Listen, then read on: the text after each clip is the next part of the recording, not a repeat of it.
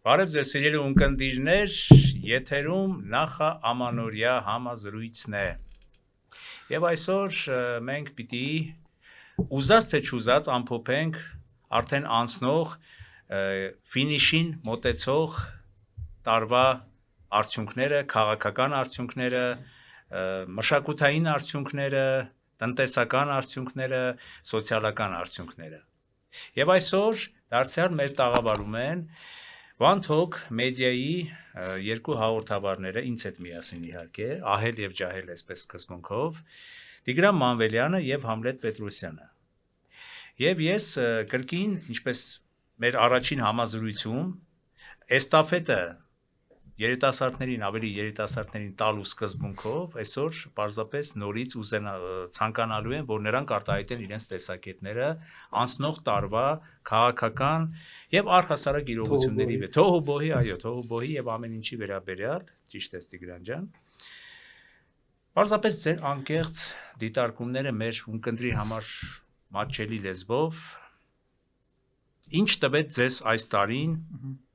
Իհարկե բոլորիս մեջ էլ կա այն ինչ որ կա,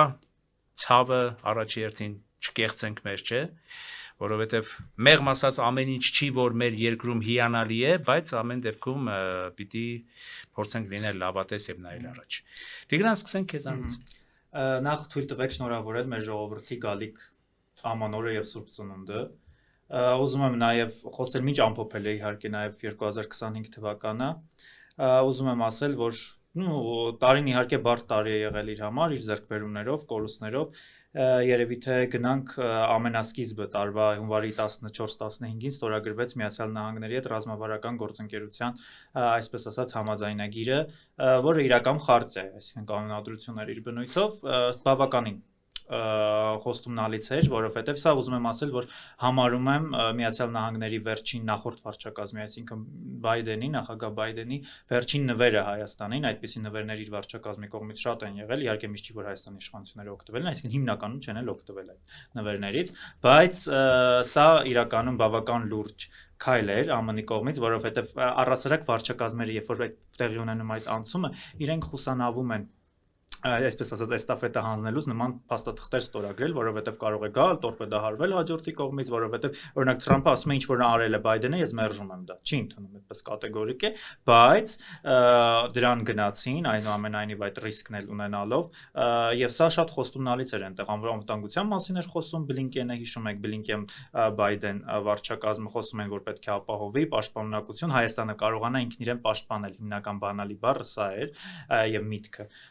Դրանից հետո նաև խոսվեց, որ Հայաստանը պետք է միանա իսլամական պետության դեմ պայքարին, սա շատ կարևոր է, դե մենք հիշում ենք 2020 թվականի վարձկանները, որոնք որ օգտագործում էին հենց Հայաստանի դեմ, այնտեղ հիշում ենք Թուրքիայի դերը, Ադրբեջանի դերը, Ռուսաստանի դերը, իհարկե 2020 թվականի պատերազմի ժամ 20-44 օրյայի, այո,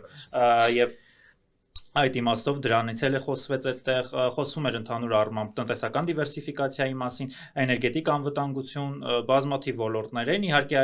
ցավոք սրտի պիտի ասեմ, որ այդ թղթերը հիմնականում, այսինքն մի փաստաթուղթեր մնում են թղթի վրա այդ գեղեցիկ բառերը, դա իհարկե ես վստահ եմ, որ եթե մնար Քամալա Հարիսի վարչակազմը, այսինքն ընտրվեր, դա իրականություն կդառնար,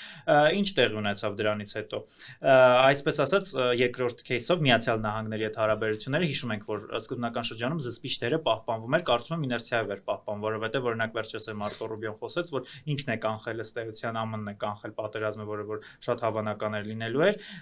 Սա իհարկե բարձր են գնահատում ենք, բայց հետագայում փոխվեց քաղաքականություն, հիշում եք Դոնալդ Թրամփին պետք էր խաղաղության Նոբելյան մրցանակ։ Նա բոլոր տեղի կոնֆլիկտները հնարավոր եւ անհնար փորձում էր, այսպես ասած, լուծել, հարթել եւ այլն, կապ չունի թե ինչքանով էր ստացվում, ինչքանով էին դրանք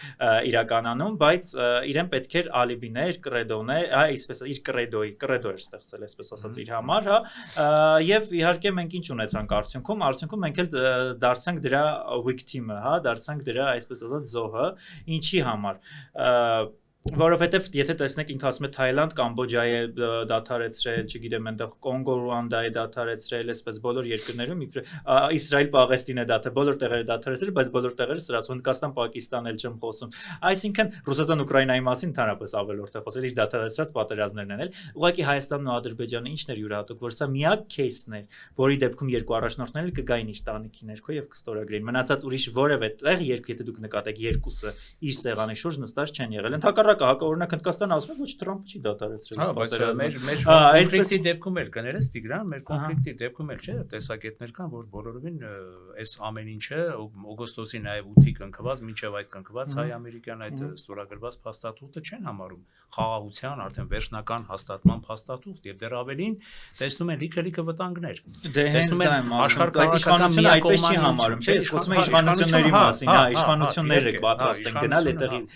Նիկոլ Փաշինյանի շնորհիվ եղավ եւ եկեք հիշենք, որ առասարակ խաղաղություն, եթե լինում է այսպես միակողմանի, որտեղ Հայաստանը պարտված կողմ էր, թույլ կողմն էր, իսկ Թրամփի հաստատած, եթե մենք ապավինում ենք այն մոտեցումը, որը առկա է արևմուտքում նկատի ունեմ եվրոպական կտորում եւ Միացյալ Նահանգների դեմոկրատական վարչակազմի մոտ, նրանք ուժի իրավունքի հաշվին հաստատված խաղաղությունները չեն ընդունում։ Իսկ Թրամփը միշտ ասում է, չէ, ուժի, այստեղ ով որ ուժեղն է, նրա այս բարգայում էլ Ալիևի թելադրածով եղավ։ Միսկի խումբն էին պահանջում, Ինարիոտ Բանաձևի չեղարկում, տեսանք այսօր էլ արդեն օրինագիծ կա Միացյալ Նահանգների կոնգրեսում էլ չեմ խոսում, ուրեմն առասարակ ռազմական օգնությանների զենք սպառազինությունների բուն վաճառքի մասին եւ ռազմավարական գործընկերության, որը որ Միացյալ Նահանգները Ադրբեջան ենթադրում էր, օրինակ Օբրայենը, որը վերջերս ընդամենը ամիսներ առաջ հոդված էր գրել, այնտեղ շարադրում էր, որ պայման է եղել, որ Ադրբեջանի հետ որևէ հարաբերություն Միացյալ Նահանգները չի հաստատելու եւ նույնիսկ էթնիկ զտումների բանով ճանաչմամբ սպառնացել են, որի միջև, այսպես ասած, իր պարտավորությունները չկատարի նախ Արցախի փախստականների հաշվետվողականության խնդրով,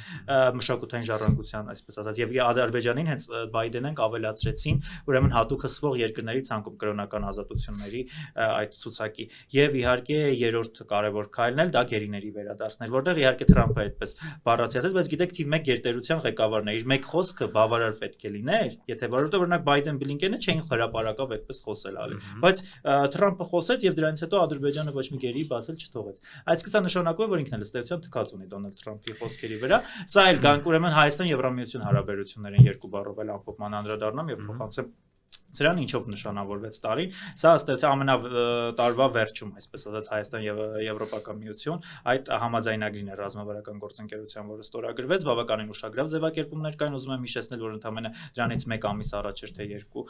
հիմա կարող է ճշգրիտ չմտաբերեմ, բայց հիշում եմ, որ այդ եկան, հիշում եք խորհրդի նիստը, որը որ Երևանում տեղի ունեցավ եւ այնտեղ հայտարարություն ընդունեցին եւ Հայաստանի մասով էլ նշել են, որ Հայաստանի իշխանությունները Լեռնային Ղարաբաղի փախստականների խնդրին ընդհանրապես չեն ցանկանում անդրադառնալ։ Սա շատ հետաքրքիր էր եւ շատ հետաքրքիր որ համատեղ այդ ռազմավարական գործընկերության տեքստում Վրաստանին այնտեղ քննադատել էին, հիշում եք, որ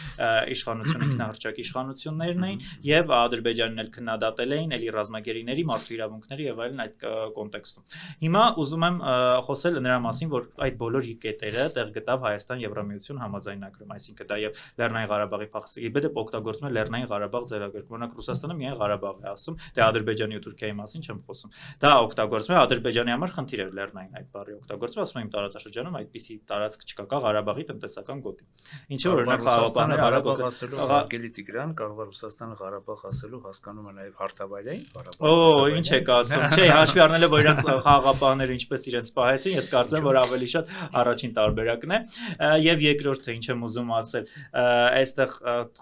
գերիների վերադարձի խնդիրներ, որը որ կար իդեպ Ադրբեջանի նախընտրել ձևակերպումը դա պահվող անձինքն է, Եվրամիությունը դա էլ էր ուղղել։ Այո, եւ իհարկե առիթից օգտվելով էլ այո, ես ուզում եմ բոլոր հայ գերիների մեջ տղաների ընտանիքի անդամներին զորակցությունը հայտնել, այս իմաստով։ Այո, եւ ուղղակի կարող եմ ասել, որ տարին նշանավորվեց արհեստական ներքին ներսում, այսպես ասած, երկ պարակություններով, լարվածություններով, որոնք իրականում արվել են, հիմա ենք արդեն որպես տարվա ամփոփում, պետք է ֆիքսենք, որ սա արվել են ուղղակի մեզ գլխավոր օրակարգից շեղելու համար, իսկ աշխարհակաղակական այնպիսի փոփոխություններ են տեղի ունենում, որոնք ուղղակի մենք պետք է պարտավոր ենք ձեռքը պահել զարկերակին մեր, այլ ոչ թե այսպես ասած եկեղեցի, պետություն այս անհետեթ թեմաներով, ուղղակի ժամավաճառության զբաղվել։ Ես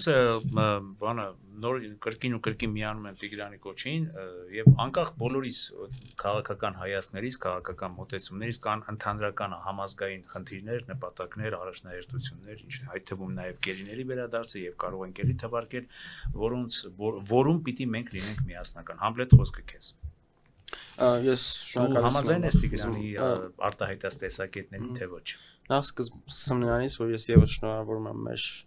սիրելի հայրենակիցների գալիք տոները եւ իսկ սկսենք սկզբից ստային ամփոփելով եթե հասնենք աշխարհակական տեսանկյունից իհարկե շատ էսպես բուրըն տարի էր, ու կարծում եմ, որ բուրըն տարին ավ սպասում ես, 2026 թվականին, թե աշխարհակական տեսանկյունից, թե նաև Հայաստանի համար, որովհետև կարծում եմ, որ 2026-ը ճակատագրական շատ կարևոր տարի է Հայաստանի համար, քանի որ խորհրդարանական ընտրություններ կան, ինչ վերաբերում է աշխարհակական զարգացումներին ու Հայաստանի դրան արձագանքներին, ես կարող եմ ասել, որ այս առումով Հայաստանում իսկապես ճկուն ղեկավարություն է պետք, որ մենք ցավոք չունենք, ինչպես տեսնում ենք, ընթացիկ գործարքները, որոնք որ կնքվել են, հանուն թրիփը եւ այլն, թրիփը, որ հիմա շատ էսպես շատ մարդկանց կողմից գովազդվում է, իրականում տեսնում ենք, որ ուղղակի, չգիտեմ, փաստաթուղթ է, որ Թրամփի համար է ու Թրամփը անձամբ դրանով չի զբաղվում, չի զբաղվելու կարծում եմ, բայց եթե տեսնում ենք, այո, չգիտի ու ոչ միայն Թրամփը, արմենիան շատ երկրների ղեկավարների ըստեղության, այո, շատ լավ, չգիտեն Հայաստանի տեղը ու սա իրականում ոչ թե իրենց խնդիրն է, այլ Հայաստանի խնդիրն է։ Թույլ կներես ընդհատեմ սա ասեմ, դուք շարունակես քո միտքը չեմ ընդհատի, նախ տարիներ շարունակ առաջ երբ որ Դիմիտրի Վանակետի եւ զրուցել էին այդպես ռուսաստանում շատ բարձրաստիճան, ասել էր գիտեք, երբ մենք հեռադիտակով նայում ենք այնտեղից Ադրբեջանը երևում է, բայց Հայաստանը չի երևում։ Ես չգիտեմ, որ դուք դες ռուս քաղաքական գործիչների յուրաքանչյուր ֆրազին ակտիվ հետևում եք, շատ ուրախ եմ ձեր համար, հուսամ եմ չեք ընդհատի, որովհետև ես ցես չեմ ընդհատում այնուամենայնիվ։ Ինչը վերաբերում է աշխարհական զարգացումներին, այո, կարծում եմ, որ ընդհանրապես պահպանողական ուժերը իմ կարծիքով գնալով մեծ, ասես, ճանաչում են ունենում, հատկապես Եվրոպայում, եթե հիմա Եվրոպային անդրադառնանք, ազգային պահպանողական։ Այո, իհարկե ազգային ուժերը։ Ճիշտ է, նաև 2025-ին Գերմանիայում մրցություններ տեղ ունեցան, որտեղ որ օրինակ ազգային ուժը բավարար ձայն չհավաքեց, բայց կարծում եմ գալիք տարում արդեն նրանց ձայները ինչքան հնարավոր շատ կմեծանան, նաև Ֆրանսիային կարող ենք անդրադառնալ, որ Ֆրանսիայում էլ նույնպես ազգային ուժերը էլի շատ մեծ, այսպես աճ են գրանցում, բայց այստեղ պետք է նաև անդրադառնանք այն հարցին, որ Թրամփի հետ կապված կարող է մի քիչ շուշոտ լինի 2026-ը, որովհետև կոնկրետ կոնգրեսը հնարավոր Թրամփին միջպետ հայտարարի, շատ ուժեր ասում է, որովհետև այդ առումով Թրամփի այսպես ռեյտինգը ԱՄՆ-ում նվազում է, բայց ինչևէ մենք 2025-ից եթե ընդհանուր փորձենք ընդհանրացնել եզրակացություն հայտնենք, պետք է հասկանանք, որ աշխարհը ամբողջապես, եթե նախկինում քողարկված է ռեալ պոլիտիկի դաշտում, ապա հիմա ամբողջապես աշխարհը գործում է ռեալ պոլիտիկի ու ուժի տեսանկյունից, այս առումով, եթե մենք խոսում ենք Հայաստանի շահի տեսանկյունից, ապա Հայաստանում նույնպես պետք են ազգային պահպանողական եւ կարևոր ճկուն քաղաքական ուժեր, ճկուն քաղաքական գործիչներ, ովքեր որ կկարողանան իրենց երկրի շահը ներկայացնել ու կարողանան ճիշտ խոսալ տարբեր աշխարհական կենտրոնների հետ, այլ ոչ թե, չգիտեմ։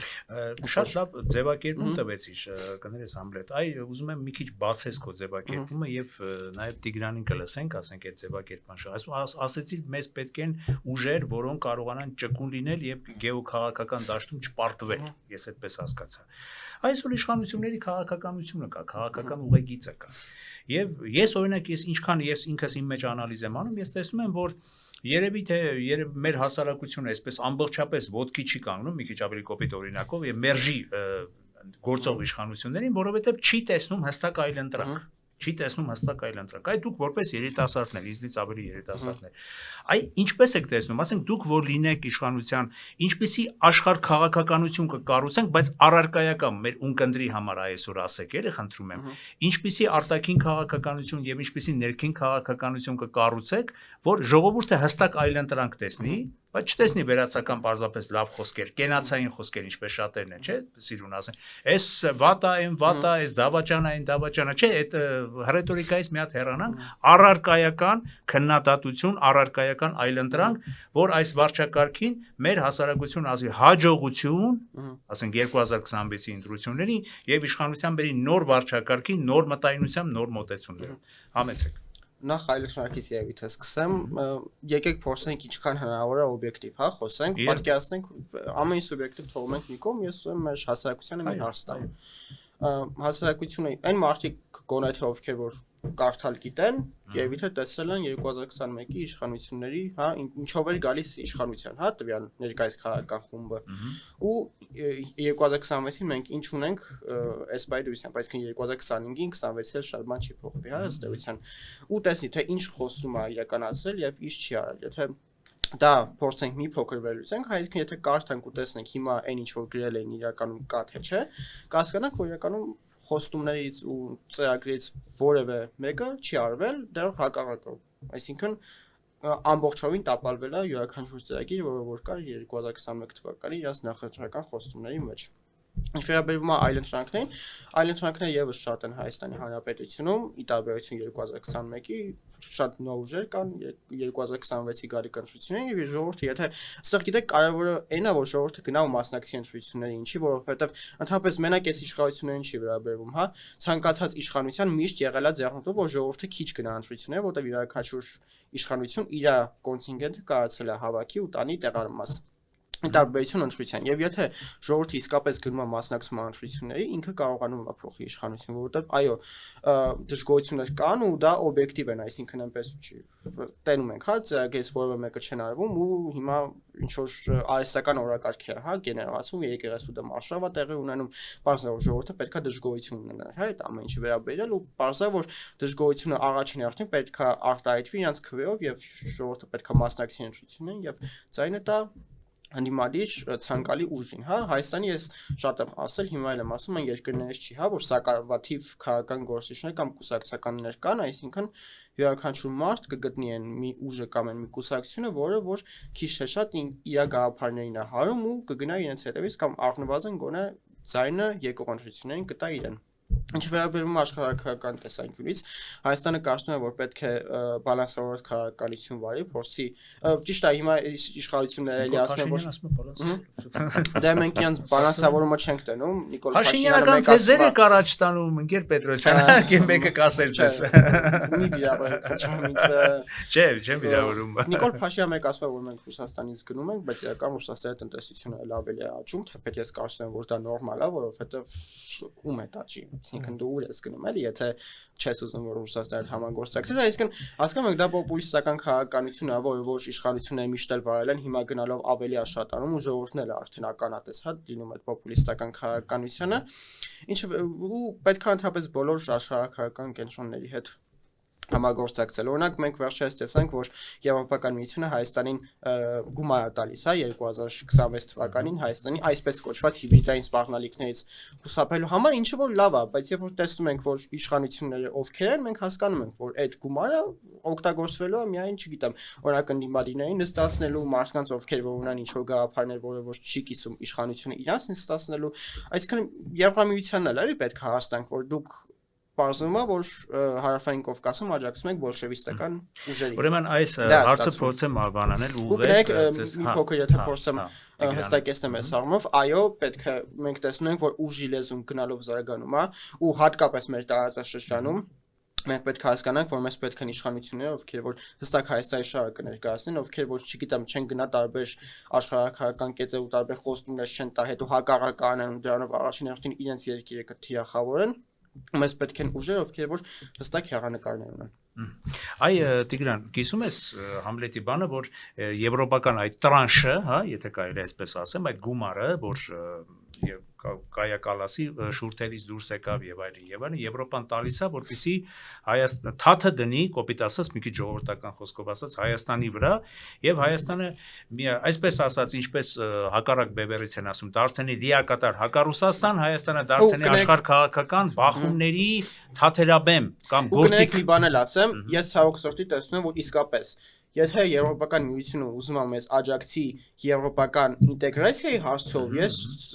դրան դեմ չեմ գնա, բայց երբ որ մենք տեսնում ենք, որ աջակցում են միայն հակառուսական ինչ-որ քարոզ անելու համար, որը որ բացառապես իրանց է պետք, հա, իսկ Եվրոպան ու Հայաստանը կարող են ինչ-որ տեղ իրար հետ ընդհանուր գծեր գտնել, բայց երբ որ տեսնում ենք, որ այդ գծերը միայն վերաբերում են նրան, որ դու ինչ-որ հակառուսական քարոզ ա, դրանով ոչ մի բան մի ստացի, այսինքն երկիրը բան չի ստանում Նիկոլ Փաշինյանը կարող է ստանալ ինչ-որ բան իշխանության տեսքով, բայց երկիրը ընդհանուր առմամբ չի շահում, հա?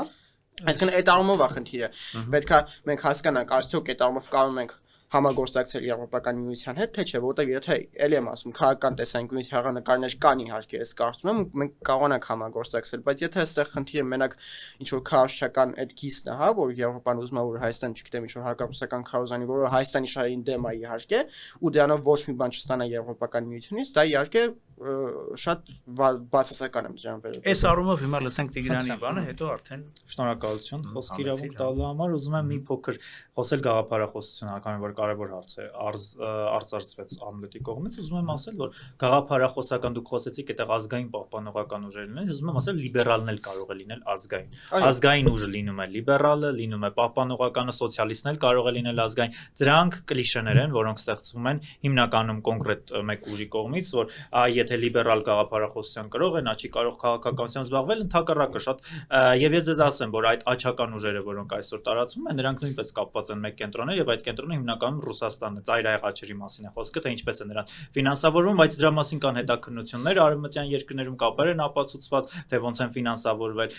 եւ այդ հռետորաբանությունը նրանք երկրում սրում են, լարում են իրավիճակը, նույնիսկ օրինակ Գերմանիայում օրենք կա, որ չեն կարող մասնակցել։ Ֆրանսիայի մասին խոսեցիք, Լեպենի վրա էլ կա հարուցված քրեական գործ այդ մասով ինչ վերաբերում է Եվրոպական միությանը այդ գումարը միշտ է տրվել է մեդիա այսպես ասած գրագիտության բարձրացման այդ գումարն է որը դրան է ուղղվելու այսինքն եւ կներեք այդ այն կառավարությունը որը որ այսպես ասած գումարներ է ծախսում այսպես ասած հիբրիդային պատերազմներով դա 10 պատիկ ավելի է վստահեցնում եմ ես ձեզ այն որը որ պետք է տրվի պետության բյուջեով հա որովհետեւ մենք ապրում ենք այս կներեք cyber security գիտեք ինչպիսի մեծ սպառնալիքների այդ թեքների ռիսկ կա եւ դրա համար կա նախատեսվում է որ պետությունը պետք է ենթադրվի ինչ վերաբերում է Եվրոպական միության տրված օգնությունը բնականաբար պիտի տան Ռուսաստանը իրենց թշնամին է ռազմավարական թշնամին է Ռուսաստանը ունի Հայաստանում ազդեցություն եւ Ռուսաստանը իդեպ իր տված գումարների մասին որ ինքը սիրում է տալ այսպես ասած հայտնի գործիչներին երկիր ապակայունացնելու համար ներսից ընդդիմադիր դաշտից հիմնականում ինքը երբեք չի բարձրացնում բայց Եվրամիությունը տալիս է պետությանը ոչ թե անհատներին եւ դրա մասին པարզ խոսում են սա մեկ երկրորդը ուրեմն դա շատ սիմվոլիկ օգնություն է եթե դուք անգամ դա վերագրում եք որպես կառավարությանը տրվող օգնություն դա թիվ չի որի մասին կարելի է այսպես լուրջ վերլուծություններ անել ինչ վերաբերում է հակառուսաստան դառնալու Հայաստանը վաղուց հակառուսաստան է սիրելիս Հայաստանը ժողովուրդը որպես այդպեսին իր մեծամասնության մեջ հասկացել է որ Ռուսաստանը ոչ թե բարեկամ է կամ դաշնակից է այլ սպառնալիք է այն քաղաքականության պատճառով որը կատարվել է եւ իրագործվել է Կրեմլի կողմից եւ մենք չենք կարող այսօր եթե խոսում ենք չգիտեմ բարեկամ բալանսավորված քաղաքականություն այո դա նախ իշխանության քաղաքականության մասին իմ գնահատականը որ ասում եք դա բալանսավորված չի չէ դա բալանսավորված քաղաքականություն է որովհետեւ մեկ գնում են Շանհայ կազմակերպության անդամ են ուզում դառնալ Չինաստանի հետ ստորագրում են ռազմավարական գործընկերության համաձայնագիր որը իմ կարծիքով շատ սխալ է մենք կարող ենք դա ընդհակառակը վաճառել հաշվի առնելով որ մրցակիցներ են Միացյալ Նահանգների վրա եւ այդ ալիբիները ստանալ այսպես ասած Միացյալ Նահանգներից, բայց իհարկե դա չարվեց, իսկ Չինաստանի ինչու, որովհետև ի տարբերություն Միացյալ Նահանգների Չինաստանը շատ բացասական դեր է ունեցել 2020 թվականի պատերազմի ժամանակ նախընթաց շրջանում եւ դրանից հետո եւ դրա մասին կարելի առանձին հաղորդում անել, ես չեմ ասում այո, միան պրո-ադրբեջանական եւ միան կարելի է դրա մասին առանձին հաղորդում պատրաստել եւ մանրամասն բայց մինչեւ դա Հայաստանը շատ վատավարվել է Չինաստանի հետ Թայվանը ճանաչելով Թայվանը Հայաստանը չի ճանաչել Հայաստանը իր բոլոր հայտարարությունները նշում է որ աջակցում է Չինաստան սկզբունքին խնդրում եմ եւ ռազմավարական գործընկերություն այլ լրիվ հռետորաբանություն է չի եղել ընդհանրապես եղել է մեկ այց ոտքի վրա զրույց բայց դա չի կարող այսպես ասած ընկալվել որպես հակաչինական գործունեություն ինչեւ ես չեմ ասում թե Չինաստանը մեր թշնամին է բայց Հայաստանի այսպես ասած բալանսավորման քաղաքականությունը Հայաստան այսօր ռեսուրս եւ գնում են Ղազախստան չգիտեմ Վրաստան Իրան այսպես էլ չեմ խոսում արևմտյան երկրների հետ որոնց է ստորագրված ռազմավարական գործընկերության համաձայնագիր չէ իմ անձնական համոզումը այն է որ Հայաստանը վաղուց ժամանակն էր որպեսի կողմնորոշվի որովհետև դուք նշեցիք որ Հայաստանը Եվրոպայի այսպես պետք ունենք ընդհանուր շահեր ես չեմ կարծում որ մենք ունենք ընդհանուր շահեր Հայաստանը Եվրոպայի մաս է Հայաստանի քաղաքականությունը պետք է իդենտիկ լինի եվրոպական քաղաքականությունը ինչու որովհետև գնանք այսպես հիշենք մեր էպոսը հա հայկական էպոսը որտեղ կնոջ դերը հիշում եք այդ ծովինարը որ ջուրը խմում է եւ դրանից հետո երեխան այսինքն սա կնոջ դերի այսպես ասած կարևորությունը բացառապես դա եվրոպա եթե դուք ուսումնասիրում եք արևելյան էպոսները այնտեղ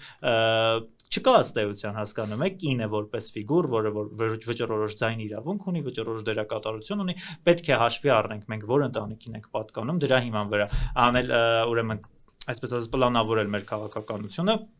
իսկ նույնիսկ եթե սա էլ ասեմ փոխանցեմ որ նույնիսկ եթե խնդիրը չլիներ շահերը կամ այսպես ասած արժեքները որովհետև մենք հասկանում որ ամեն ինչ այսօր ամեն ինչի որ արժեքների դաշտում է այսինքն այսօր մեծ քաղաքականություն միջազգային քաղաքականությունը շահերի հիման վրա է մենք չենք կարող Հայաստանը չի կարող իր ապագան կապել մի պետության հետ որը ապրում է հայերի արյան հաշվին այդ պետության անունը Ռուսաստանն է։ Մենք Հայաստանը պետք է հետևություններ անի։ Ես շատ եմ ցանկանում, որ 2026 թվականը լինի հետևություններ տարի անկախ նրանից ով է ընտրվելու, ինչ արդյունքներ են լինելու ընտրություններ։ Եթե մենք ռազմավարական հետևություններ չենք անում, ապա Հայաստանը մնալու է նույն դաշտում նույն այսպես ասած լճացած ստագնացիայի վիճակում կայուն եւ ոչ թե այստեղ նույնիսկ կայուն չէ, սա այսպես ազատ բան է, անկման, այսպես ասած շրջան է, ցիկլ է եւ մեզ իհարկե սպասում են ավելի շատ վատ հետևություններ, տնտեսության մասին խոսեցիք, տնտեսական դիվերսիֆիկացիան անհրաժեշտ բան է, բայց այդ մասով իհարկե ես պետք է քննադատեմ իշխանություններին, որովհետեւ որևէ ռեալ քայլ չարվեց, այո շատ ճիշտ նշում եք, որ միայն փաստաթղթեր ստորագրվեցին եւ ուզում եմ ասել, որ այսօրվա դարում փաստաթղթերը երաշխիք չեն որպես այդպեսին Գեղեցիկ բառերի կազմով 3 հռչակագրեր են ստորագրել Թրամփի հետ, Միացյալ Նահանգների հետ, բայց դա որևէ բան չի նախատեսում։ Ես կցանկանամ 26 թվականը լինի անելիքների տարի։ Այդ լավ տեղ է կար, կներես մի պահ քեզ ընդհատում եմ։ Այն որ ասում են դիվերսիֆիկացիա, վերջերս մի տան հայտնի գործի անունը չտամ այստեղ, նա խոսեց պարզ հստակ եւ գնդակը տեղափոխեց իշխանության դաշտ, ասեց այդ դիվերսիֆիկացիա կոչվածը, որը կարևոր բան պիտի լինի, եթե Հայաստանը իրականում ուզում է այսօրվա վարչակարգով հանդերձ եւ չգիտեմ, ապակա փոխել աշխարհ քաղաքական իր կողմնորոշումը վեկտորը։ Նա ասում է մենք ծրագիր ենք ներկայացրել, ինքը տնտեսագետ, ասում է դիվերսիֆիկացիայի, բայց դեռ պատասխան չենք ստացել, այսինքն միգուցե իշխանությունը տեսնում է կամ երկու կամ կա, որ հնարավոր չի այդ դիվերսիֆիկացիան, որովհետեւ հակառակ կողմից էլ պիտի լինի, չէ, պատասխանատվություն, եկել կարգա դեպի ռեալ պոլիտիկ, կամ չի ուզում իրականում դիվերսիֆիկացիանի, ինչ որ քաղաքական ու այլ նպատակներով հանդերձ։ Գիտեք, ես կարծում եմ, որ բոլոր իշխանությունների պարագայում պատեհապաշտության եւ իշխանության մնալու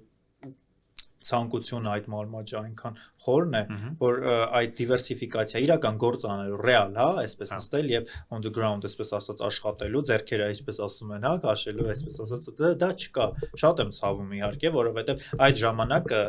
ուղակի ժամանակ չի, դա այդ ժամանակը մեր պետության, այսպես ասած, լավագույն տարիներն է։ Անձնական իմ համոզումն այն է, որ եթե 2022 թվականին Նենսի Փելոսի այցի ժամանակ, եթե Հայաստանը ռազմավարական շրջադարձ կատարեր, որտեղ այդ առաջարկները կային, այդ առաջարկները շատ լավն էին այն ժամանակ եւ նույնիսկ մի այսպես ասած դիպված կա շատ հետաքրքիր պատմեմ, որը որ ես լսել եմ փակ այսպես ասած մի հանդիպման ժամանակ, այ Նենսի Փելոսին նախագահ Բայդենը ես չեմ խոսում Բլինկենի մասին, որտեղ Բլինկենը կադրային դիվանագետ էր, նա իհարկե այսպես ասած առաջնորդներ ամերիկյան պետության շահերով, բայց դրական վերաբերմունք եղել է Հայաստանի կողմից դեռ սենատոր ժամանակներից նաեւ նախագահ Բայդենի կողմից, որը որ ես նշում եմ, որ Միացյալ Նահանգներ դարձավ Վուդրո Վիլսոնից հետո ամենահայամետ նախագահն էր, նախագահ Բայդենը, որովհետև գնալով եւ ուղղակի ստորագրելով այդ ռազմավարական գործընկերության շատ քայլեր է արել իրականում, կանխելով ադրբեջանական հարձակումը, զսպելով Թուրքիայի դերակատարությունը, օգնությունները կարող ենք նայել դրամական Հայաստանին եւ Ադրբեջանին տրված ու կտեսնենք տասնապատիկ է եղել։ Եվ այսպես Արցախի մասով իրենց հստակ հայտարարությունները կարծում եմ, որ իհարկե եթե այսպես ասած 2020 թվականի չարաբաստիկ պատերազմը չլիներ եւ ստատուս քվոն այնպես փոխված հա 20 թվականի արդյունքներով, սա մեզ համար լեգ հնարավորություն, իսկ Նենսի Փելոսի հետ կապված էլ այդ դրվագը, որ ուզում եմ պատմել հենց մեր ժողովրդի համար, որպես իմանա, ուրեմն մի այդպես հայերից ուզված հանդիպում է ունենում հայերի հետ, դրանից հետո գնում է նախագահ Բայդենի մոտ եւ ասում you must save these people, այս ժողովրդին դու պետք է պաշտպանես։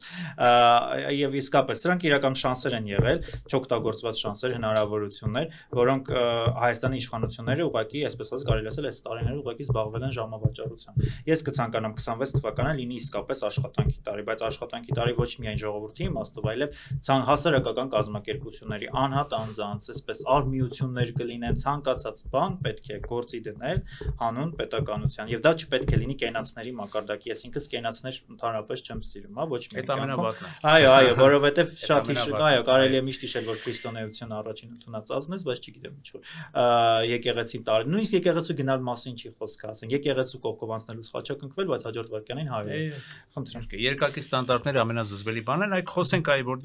դուք ասեցիք 2020-ի չարաբաստիկ պատերազմը, օրինակ հիմա շատերը գտնում են, որ 19 թվականի կարգավորման փաթեթը եթե ընդունեինք եւ հենց այստեղ էլ նաեւ մեղադրում են Փաշինյանական վարչակարգին, որ ինքը այդ ժամանակ որ դու ասում ես չփոխեց, այդ ժամանակ նա երևի փոխել էր նաեւ ասում են աշխարհքաղաքական վեկտորը, որովհետեւ ասում են որ դա արևմուտքի արևմտաթուրքական տանդեմի թելադրանքն էր, որ չընդունեց վարչակարգ այդ կարգավորման առաջարկը եւ երկիրը ըստ էության տարավ դեպի անխուսափելի պատերազմի։ Համլետ խոսքը քեզ։ նախ կխնդրեմ հաստատեք, որովհետեւ դուք այնքան թեմա այս ընթացքում քննարկեցիք, մի քիչ երկար ձեր առանձնազրույցը ստացվեց։ Եթե կարելի է մի քիչ լակոնիկ այսպես իրար հետ, հա, բանը Ուղղակի իմ արել հիմնական թեզերին կարող եք հակադարձել, հա, ես բազմաթիվ հակադարձությունները թող մի քիչ արագ դինամիկ լինեն մեր ունկնդիրների շահերից Չէ, համեցեք։ ինչի սկսենք հարցը։ Օրինակ դուք Համլետ համաձայն եք, որ բոլոր դեպքերում մենք աշխարհ քաղաքական վեկտոր չենք փոխել։ 2019-ից է տալիս այդ 19-ից այո այդ հարցը եւ 2019-ի այ հիմա վերջերս հրապարակված այս տարվա չէ, ամենակարևոր երևի թե իրողություններից մեկը քաղաքական 2019-ի փաստաթղթի բացահայտ հրապարակումն էր իշխանության կողմից արդեն վերջապես սպասված, շատ սպասված եւ նախապես դրանից առաջ ակնարկված, հա, որ դարձավ մեծ բանավեճի առարկա եւ այստեղ ընդդիմախոսները, այս իշխանությունների ընդդիմախոսները, որոնք որոշակի էլի նաև իրենց կողմից որակվում են որպես ռուսամետներ, ռուսամետներ, ռուսաստրուկներ անգամ, մեղադրում են նրանց, որ այ դուք երկիրը տարակ արկածախնդիր ճանապարհով չգնացիք կարգավորման, ինչպես Տիգրանն ասեց, ստատուս քվոն գոնե ինչ որ արժանանակ պահպանելու եւ Արցախյան կարգավորման հարցում շատ հայանպաստ տարբերակ որոնելու համար։ Դուք կարծում եք, որ այդպես էր, որ աղետը դրա մեջ էր հենց այս ամեն ինչի։ Ես աղետը կարծում եմ նախ եթե Արցախյան հիմնախնդրից գանք, իհարկե յուրաքանչյուր նախագահի շրջան կարող ենք քննարկել, բայց կոնկրետ այս իշխանությունների արկածախնդրի քաղաքականությունը իմ կարծիքով դա Արցախի լիակատար կորստին, որի համար իրենք քաղաքական ինչ-որ պատասխանատվություն չկրեցին ու չեն խոսում իր դրա մասին։ Հիմա ես մեկ-մեկ օրինակ ելույթները լսում եմ, բյուրեղյա մարդիկ ոնց որ խոսան, որ ոչ մի բանի հետ կապ չունեն, նորեն ուզում կան իշխանության, դա իմ կարծիքով Արցախյան հիմնական կորստը այս իշխանությունների արկածախնդրի քաղաքականությունը շատ մեծ նպաստում ունեցավ Արցախի կորստին, բայց կարծում եմ, որ Արցախի խնդիրը այնուամենայնիվ փակված չի, ինչքան էլ փորձեն ասեն, որ վերջ, փակված ամեն ինչ եւ այլն, մենք տեսնում ենք, որ Ադրբեջանի տորաբարությունը չի սասկանում ու չէ սասկանալու, եթե այսպիսի իշխանություններ մնացին ու ավելի այդ չգիտեմ, այդ ըմբոստություն Ադրբեջանի կողմից շատանալու, որովհետեւ գիտեք ուժերի բալանսը այնուամենայնիվ մենք գիտենք որ քաղաքականության մեջ միշտ պետք է գործի ու եթե այս կարգի ուժերի բալանսը խախտվում է ու Հայաստանը չի փորձում ոչ ուժերի բալանսը կարգավորի ոչ էլ չգիտեմ ու գիտեք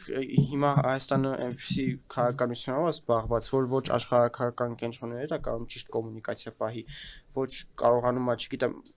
ճիշտ պահը այսպես ասած հասկանա ու հստակ Հայաստանի կողմ քայլեր անի ներքին ներքաղաքական ինչ-որ տարբեր թողողներով են զբաղված ու չեն կարողանում էլի աշխարհակաղակական կենտրոնները ճիշտ կոմունիկացիայի դուրս գան ու դա նաև կարծում եմ շատ մեծ խնդիր կլինի հետագայում Ադրբեջանի ու Հայաստանի դիրքի հետ կապված տարածաշրջանում ինչը կապվում է Ռուսաստանի հետ ու դիգրատ բնականաբար համաձայն չեմ Ռուսաստանի հետ կապված իշխանությունաբանությանը բայց չգիտեմ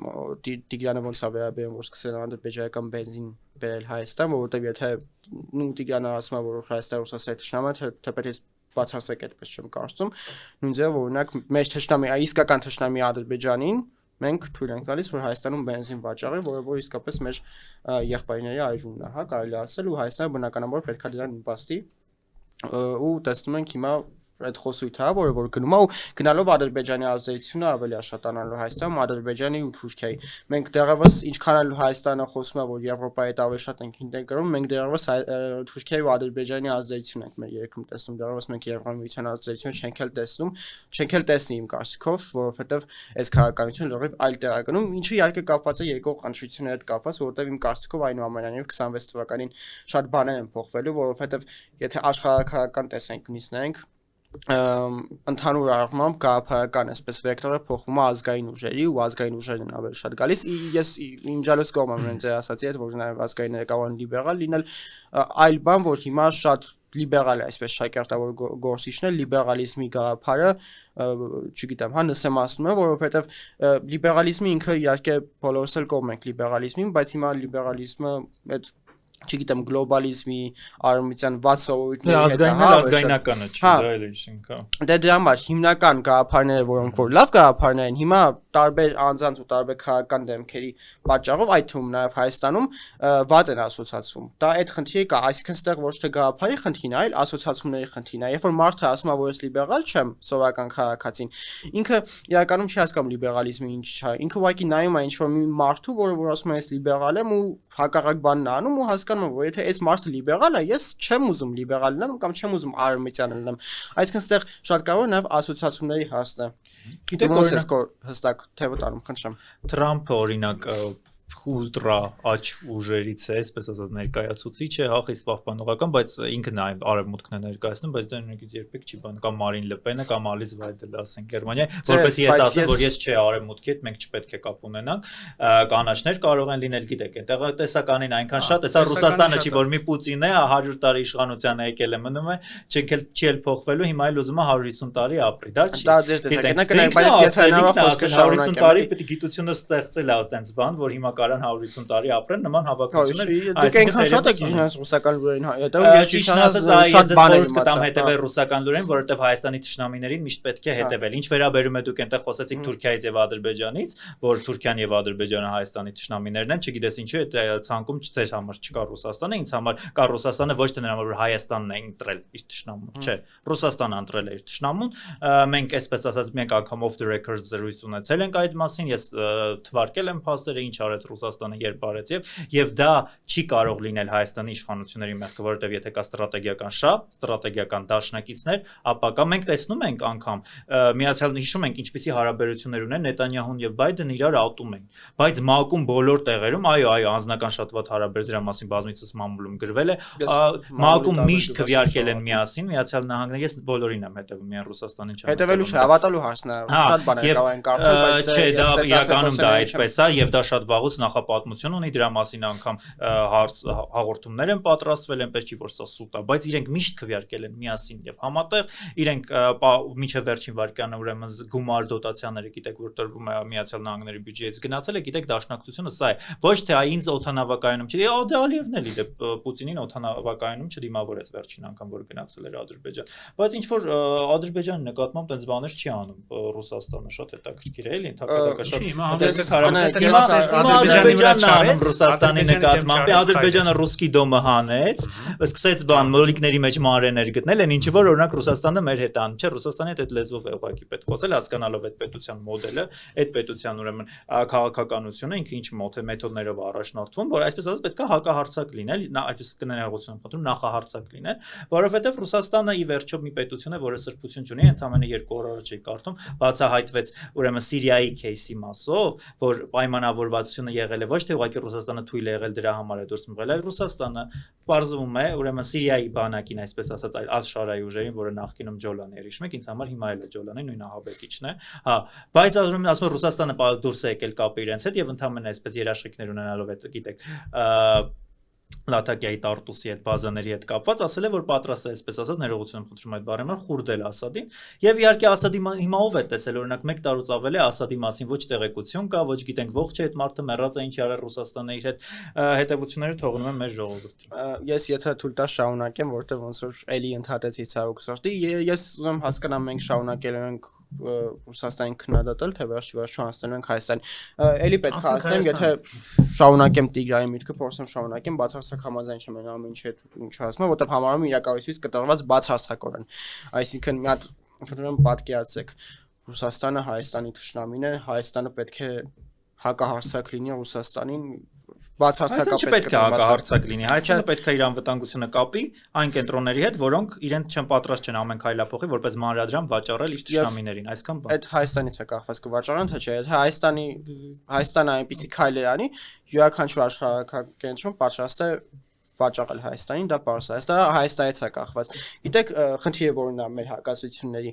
ես Ռեալ եմ նայում, ես չեմ տեսնում պայքար չարի ու բարու միջև, ես չեմ կարծում, որ այս սրանք չարն են, դու գնացեք բարու կողմ։ Ես կարծում եմ, որ յուրաքանչյուր երկիր ունի իր շահերը։ Հիմա եթե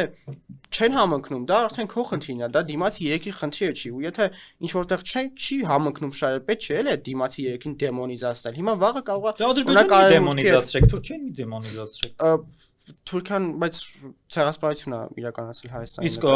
Ռուսաստանը ցեղասպանություն մասնակից չի եղել ցեղասպանություններին, չգիտեք այդ ամեն ինչը։ Ուսումնասիրեք։ Հա։ Նայեք, խնդիրը որն է, որ Հայաստանին, Ռուսաստանին ու Թուրքիային նույնացնելով ու փորձելով մտերիմ պայել թե Ռուսաստանի թե Թուրքիայի հետ, դա ես ցավում եմ, եթե իհարկե դա արևմուտքի այսպես ասած ստրատեգիան է, հա,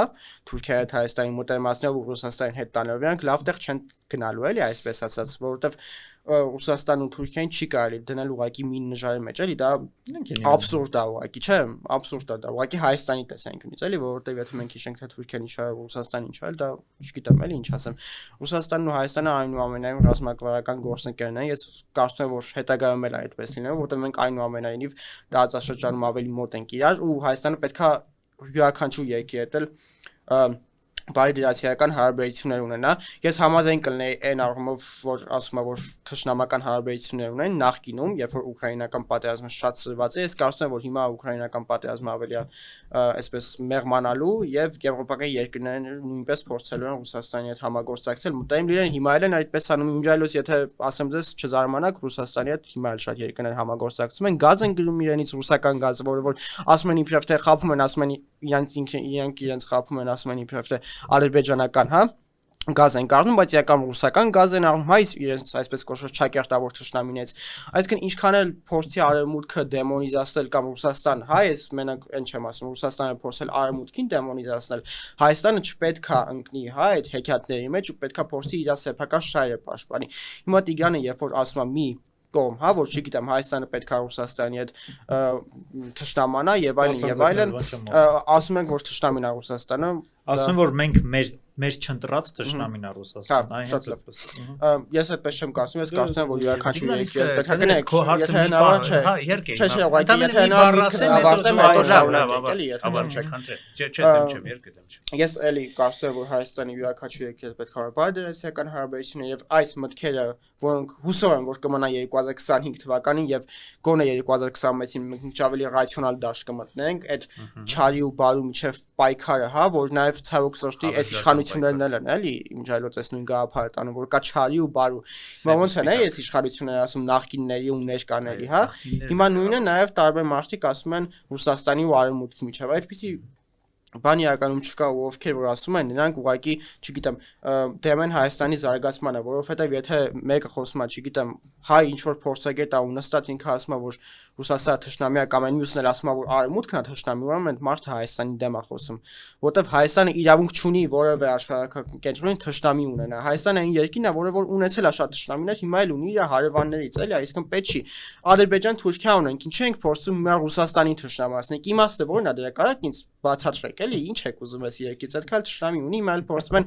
Ռուսաստանին թշնամացնել, որը որ ի վնաս բնականաբար Հայաստանի է։ Տիգրանը ասում է կարծիքը, որ Ռուսաստանը մեծ չընտրված է, Ռուսաստանը ինքն է դարձել մեծ թշնամի։ Բայց գնայք, էլի, ես ասեմ, որ քանի որ պայմանավորվեցինք, որ պետք է Ռուսաստանի թեման ավարտենք ու ասենք Հայաստանի 2026 թվականի հետ կապված, ես մի փոքր ասեմ նաև ինչ տեղի կունենա 2026-ին։ Այո, հիբրիդային սպառնալիքներին պետք է դիմակայել, դա նաև Հայաստանի հասարակության մեծագրագիտությունից էլ է կախված։ Այլ բան, որ իմ մոտ տպավորությունն է, որ իշխանությունները նույնպես հիբրիդային հարձակում են հայ ժողովրդի դեմ անում, որովհետև այդ յանց քարոզը որ տեսնում ենք, հա, լրատվականներում նաև հանրային հեռուստաընկերությունը, որ սարքվել է, չգիտեմ, հա, օրինակ ԿՊ-ի անձնական օգտագործման հեռուստաալիքը, նույնպես հիբրիդային պատերազմի մեջ է իմ կարծիքով հայ ժողովրդի դեմ, Հայաստանի պետության դեմ, ու այդ ամենը պետք է կարողանալ դիմակայել։ Եվրոպական միությունը այո միշտ տրամադրել է, հիմա էլ է տրամադրում, այլ բան, որ ես ցավոք սրտի կարծում եմ, որ այդ գումարները մսխվելու են ընդդիմադիրների ձերբակալության կամ, չգիտեմ, ոստիկանական ուժերի պարգևաճայների վրա, որպեսզի 2026-ին ընդդիմադիրները ավելի շատ հայտնվեն բանտում եւ իշխանությունը փորձի ինչ որ ձև իր իշխանությունը ամրապնդի Հայաստանի Հանրապետությունում, բայց այնուամենայնիվ պետք է նշենք, որ ես այնուամենայնիվ այն հույսը ունեմ, որ 2026-ին տեղի կունենա իշխանափոխություն, չգիտեմ Տիգրանը այդ առումով ինչ կարծիք ունի, ես գոյության հույս ունեմ, որ որպես Հայաստանի Հանրապետության քաղաքացի ամեն ինչ անելով, որպեսզի իշխանափոխությունը տեղի ունենա, մնացած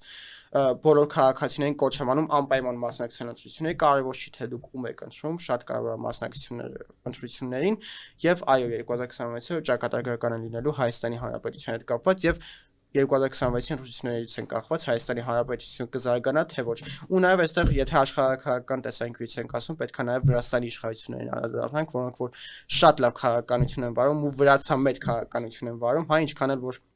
արմիտյան ռոպագանդան ասում է, որ չգիտեմ Ռուսաստանը մեծ է, ռուսամետ է, հա Վրաստանի իշխանությունը, թեպետ հիմա եթե գիտեք հետաքրքիր է ու սա էլի, որպես եթե Հայաստանը օրինակ չբերենք, պետքա Վրաստանը բերենք։ Վրաստանի իշխանությունները ինչ որ բան անում են, որը բխում է իրենց ազգային շահից, բայց չի բխում Ռուսաստանի շահերից, Ռուսաստանից ազդակներ է գալիս ու հիբրիդային հարձակում է գալիս, որ նայեք Վրաստանի իշխանությունները Եվրոպամետ են։ Նույնը հակառակը, երբ որ Վրաստանի հետ նույն իշխանությունների մի հատ քայլ անում, որը որ էլի իրանց երկրի համար է, բայց օրինակ նույնը Եվրոպայի դեմ է ինչ որ ձև, քաղաքական ստրատեգիական տեսանկյունից Եվրոպայի գալիս հաստատներ, որ այս իշխանությունը ռուսամետ է։ Այսինքն յուրաքանչյուր աշխարհակական կենտրոն պարզ է իր շահերն է պաշտպանելու։ Այստեղ այլ բան է, մեր երկրում գտնվող փորձագետները այդ աշխարհակական կենտրոնների ռուպորներն են դառնում ու իրանք էլ են փորձում այդ քարոշչա մեքենան տանել, թե մենք կոնսենսուս ենք ունենում, հասկանում ենք մեր ազգային գիծը որն է ու դրանով ենք շարժվում, ինչպես որ օրինակ արեց վրացական իշխանությունը։ Ես ուզում եմ այսօր ճիշտ ասած մի քիչ լավ բաների մասին ավելի խոսեինք, այսպես, բայց մի տեսակ մեր ունկնդիրների որ քաղաքականության մասին ենք խոսում, մի քիչ դժվար է, բայց որովհետև մի քանի օրից արդեն նոր տարի է, ժողովուրդ ջան, եւ մի քիչ ուրախ վայբերով ենք ուզում, ուրախ ասենք նոտաներով ենք ուզում մի քիչ այսօր խոսեինք, այսօր բան, որովհետեւ բացի առօրյա ինչ որ միտեղ հոգնեցնող քաղաքականությունից կան շատ գեղեցիկ, շատ սիրուն բաներ, չէ՞, դուք ասենք ջահել մարդիկ եք, ամանորյա այդպես դուք արդեն մի քիչ ամանորյա, լավ հետաքրքիր հանդերձանքով եք այսօր, Համլետն էլ լավ հանդերձանքով, Համլետը սևի մեջ է, ես էլ շատ լավ հանդերձանքով, ես սևեի կողմից եմ, Համլետը մի տեսակ ոնց որ ասում ենք այլ ասել ավելի շատ համարենք որ ցավն է կրում չէ մեր երկրի մեր հասարակության բայց ուզում եմ որ լավ լինի բնականաբար եւ երբ բոլորս ենք ուզում որ լավ լինենք անկախ մեր քաղաքական տարաձայնություններից անկախ մեր եւ դա էլ է չէ մեր քաղաքական մշակույթի մասը մենք ցանկանանք որ 2026-ին դուք նաեւ բարեմաղթանքներ ասեցիք որ 2026-ը այո լինի քաղաքական ակտիվ մրցակցության բայց գաղափարական մրցակցության տարի որովհետեւ մարդիկ պրագմատիկ այո համաձայն եմ եւ մարդիկ ոչ թե զգայական, էյֆորիկ դաշտում հնարավորություն ունենան ընդհանրապես ընտրելու սրան կամ նրան եւ այլն, այլ մարդիկ իրականում սկսեն մտածել առաջի հերթին, մտոք ընտրեն, մտքով ընտրեն, ոչ թե մենակ այսպես սրտով, ջիգյարով, չէ, ոնց որ մեր ժողովուրդն է, չէ, ասենք ինչ որ էմոցիայով տարված, մեկը մի հատ լավ պոպուլիստ եկավ ասեց, այս սրան պետք է նստացնենք, այսա կոռուպցիոնիստ, այսա սրիկայա դավաճանա կամ չգիտեմ ինչ, Նիկոլ Փաշինյանի գաղափարն է հաստատել։ Դուք համարում եք Նիկոլ Փաշինյանի գաղափարը մյուսն էլ համարում է որ նաև ընդդիմադիր չէ, ասենք զանգվածն է տանում մեզ սխալ ճանապարհով, ամեն դեպքում մի քիչ Համլետ ջան սառնություն եմ ես ուզում, մի քիչ որովհետև հիմա էմոցիոնալ դաշտը, զգայական դաշտը սարսափելի շատ է։ Ես գիտեմ, մենք քեզ հետ Տիգրանի հետ ընտրելու ենք մեր օրինակի համար, ու մենք տանում ենք դա մեր ոդքասթներով, մեր ամեն ինչով, որ մենք կատարենք ճիշտ ընտրություն, բայց ամեն դեպքում իրականությունը մի քիչ այլ է։ Մենք ունենք լուրջ քաղաքական մշակույթի, քաղաքական կրթության, կրթվածության պակաս, չէ՞։ Դե բարձ ունենք, իհարկե ունենք ու դա ինչ անենք որ դա չլինի, որ 2026-ին մեր ժողովուրդը ընտրի գաղափարը, միտքը, ընտրի սառը բանականություն, այլ ոչ թե որ մեր ժողովուրդը ընտրելու է գաղափարը, միտքը, ես միշտ ապավինում եմ մեր ժողովրդի ողջախոհությանը, որովհետև ինչքան էլ որ այսպես ասած կարող են էմոցիաներին տրվել, նորմալ է, մենք էլ ենք մարդ, ես էլ եմ էմոցիաներին տրվում շատ հաճախ, սխալ խոսքեր ասում, հետո փոշմանում այդ ամենի համար, բայց այո, դա նորմալ է, որովհետև մարդը քարից չի, եւ ուզում եմ ընդհանրապես ասել, որ մեր ժողովուրդը վստահ են, որ խղճի մտոք իր ընտրությունը կկատարի, այո, կգնա սառը ստապ կդատի, որովհետև այդ տեղեկատվական հարահոսները այնքան շատ են մեր օրերում, սա շատ բացասական նշանակություն ունի իհարկե, որովհետև ապակողմնորոշող ուժերի շահություն, ես ընդհանրապես ուզում եմ երկու խոսք եմ ուզում ասել, այսպես չստացվի, որ մենք մեկ կողմին պաշտպանում ենք, մյուսին քննադատում, ես կարծում եմ, որ մտավորական մարդը մշտապես առասարակ պետքա իշխանությանը քննադատի առաջին հերթին հետո նոր ընդդիմությանը Դուք շատ լավ տեղ եք, ես ինչ ասեմ թույլ տվեք միայն խոսքս ավարտեմ, կարևոր բան եմ ուզում ասել, որ իշխանություններին իհարկե պետք է քննադատել, որովհետև իշխանությունն է որոշում երկրի ապագան, քաղաքականությունը, ամեն ինչ իրեն ձեռքին է մեծ հաշվով։ Ընդդիմությանը կարելի է քննադատել, որ բավարար ուժ չի կիրառում, որպեսզի իրենց մտածած քաղաքականություն իրականացնեն, բայց երբ դու տեսնում ես ընդդիմության մտածած քաղաքականությունը, ինչ է ավելի կործանարար է։ Դու հասկանում ես, որ չէ, այս բարագա։ Ուղղակի խնդիրը ո՞րն է այստեղ, դուք խոսեցիք հիբրիդային պատերազմների մասին, խոսեցիք, որ Ռուսաստանը, ես նորից եմ ասում, Հայաստանը Ռուսաստանին որպես տշնամի չի ընտրել, ընդհանրապես 2 ամիս առաջ, 2 ամիս էլ չկա, այսինքն ամիս ու կեսը, նոյեմբերի 9-ի այդ օրն էր, երբ Ադրբեջանում ասում եք Ռուսաստանն է միշտ ուսումնասիրում, չէ, դա Ադրբեջանն է, մեր տշնամին է, հիմնական ասել ձեզ, ուրեմն այնտեղ միջոցառում տեղ ունեցավ, այսպես ասած, հաղթական պատերազմի 5 տարի, հիշում եք, պարադ եղավ, ինչպիսի ուրեմն Ալիևը արեց եւ ուրեմն այնտեղ որևէ արևմտյան երկիր, դուք չեք տեսնի, որը որ գնացել էր եւ Ալիևին турք էր տալիս եւ այսպես ասած իր կազմակերպած ֆարսի առաջ այսպես ասած գլուխ էր խոնարհում մենք հասկանում ենք որ դա Ադրբեջանի նվիրված պատերազմ է նվիրված պատերազմ 5-6 երկրի կողմից սարքած Հայաստանի դեմ մենք գիտենք ինչպես է տեղի ունեցել վարձկանները ով բերեց ինչ զենքով կռվեցին հայերի դեմ ուղղակի խնդիրը որն է եւ այնտեղ ներկա էր մեր Հայաստանի ստրատեգիական դաշնակից Ռուսաստանը անգամ այդ ռետորաբանությունը դա վաղուց եղել ինքնաթիռի պատմությունն էր եղել այս սրումն էր եղել Ադրբեջան-Ռուսաստան այսպես լոլիկների պատերազմն էր եղել բայց Ռուսաստանը այդքան է գնահատում իր դաշնակցին Հայաստանի որովհետեւ Ռուսաստանի համար Արցախի հարցը վաղուց փակ է եւ մենք պետք է եթե դուք խոսում եք նրա մասին որ Արցախի հարցը փակ չի ապա Հայաստանը պետք է այն ուժերի հետ գոնե թե գնա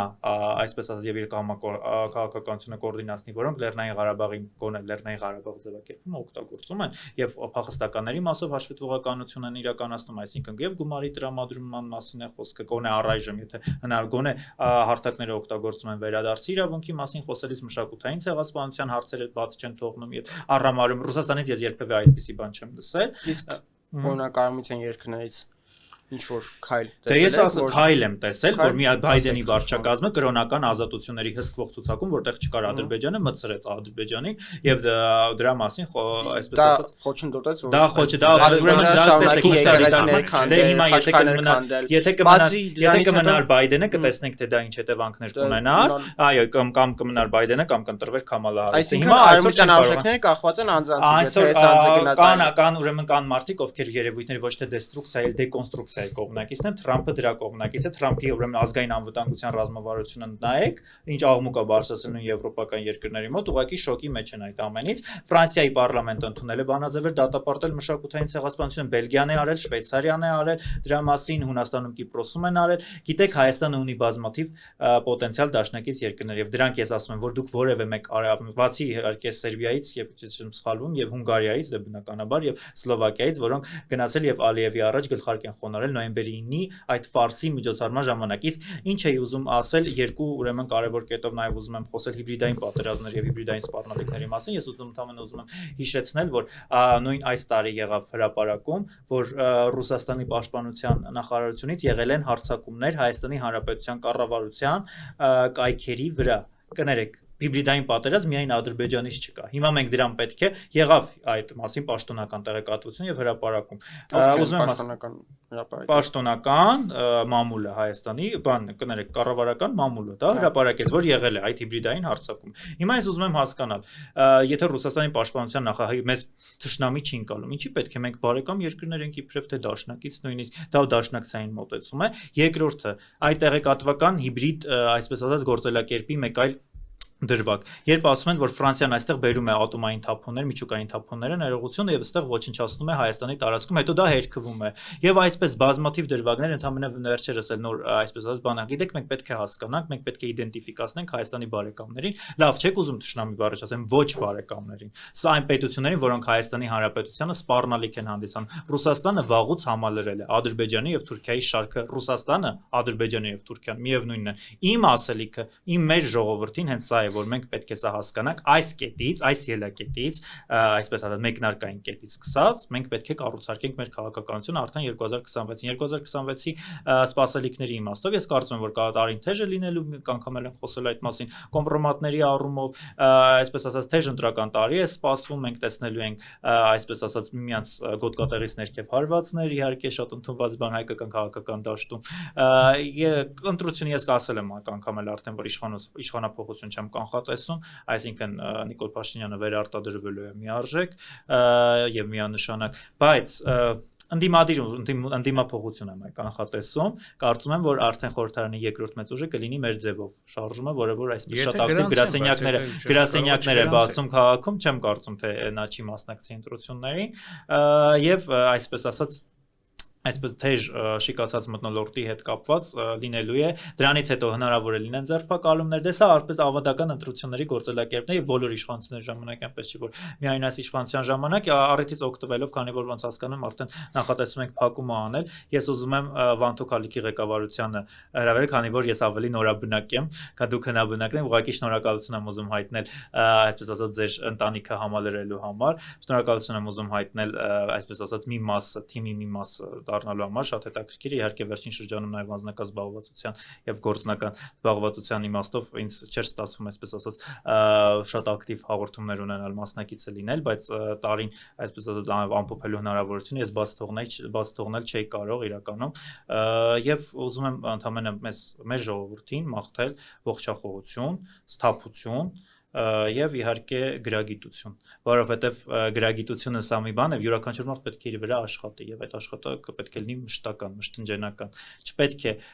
որևէ մոտ ասել, որ այսքան գիրք կարդացել եմ, դա հերիք է, երբեք չպետք է կարդացած գրքերի քանակով բավարարել։ Այ ուզում էի որ ձեր, ասենք այս թեզերը մի հատ անդրադարձ լիներ Համլետի կողմից, ինչքան էլ ասենք մոտեցանք արդեն եզրագծին մեր այսօրվա թողարկման, որ ասենք օրինակի համար տես բաներ ասես, որ Ադրբեջանը մասնակցել է այդ նոյեմբերի 9-ի։ Դրանից առաջ էլ ասում էին, որ բայց հակառակն էլ ասեմ քեզ, որ Շուշիի այդ ինչ որ տարբեր ինչ որ արարողություններին Շուշիում կայացած Ռուսաստանը չէր մասնակցում, արևմտյան երկր Մեծ Բրիտանիան հակառակն է եղել, չեն 2021 թվականին, ես այդ բանը շատ լավ ուսումնասիրել եմ, չեն մասնակցել երանախագահողները, բայց այդտեղ միայն չի եղել Մեծ Բրիտանիան, Ֆրանսիան, ներողություն, Մեծ Բրիտանիա, այո, Ֆրանսիան էլ չի եղել, Գերմանիան եւ Հնդկաստանը նաեւ, բայց 2022 թվականին արդեն Ֆրանսիան եւ Միացյալ Նահանգները մերժել են եւ Ռուսաստանի դեսպանը գնացել էր ինչպես Շուշի, այնպես էլ Քարվաճար։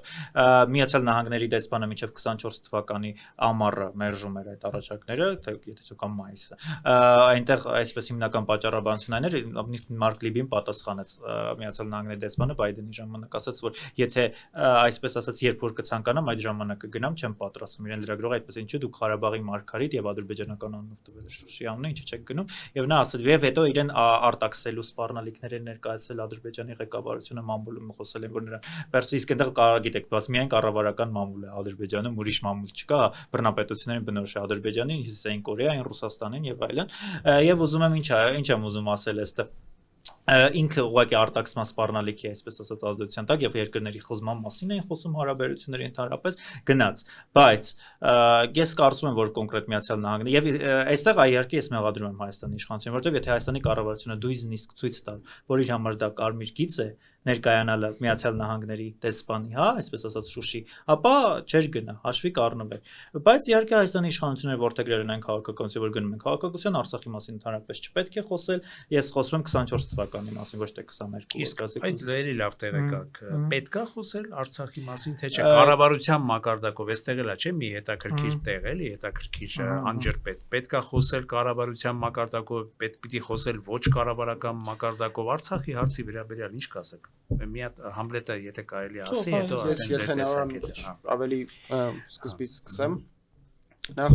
այն տեսակետների հետ, հա, Ռուսաստանի հետ կապված, այ Տիգրանը իր խոսքում մի շատ կարևոր բան շեշտեց, հա, որ Ռուսաստանը տարբեր լրատվամիջոցներում գրել էր, որ չգիտեմ, հա, Ֆրանսիան թափոնները ինչ որ բերում Հայաստան եւ այլն, պետական լրատվամիջոցներ, այնտեղ ուրիշը չկա։ Իմ կարևոր մեսիջը մեր ժողովրդին է, որ Հայաստանը չդառնա աշխարհակահաղական մանրադրամ։ Մենք պետք է հասկանանք, որ աշխարհակահաղականությունները ինչպիսին են Ռուսաստանը, Եվրոպական միությունը, բարձ է, որ իրանք Հայաստանի սիրուն աչքերի համար մեջ չեն, հա, շփվում, բարձ է, որ յուրաքանչյուրը ունի իր շահերը, տեսակետները, ու այստեղ բարձ է, որ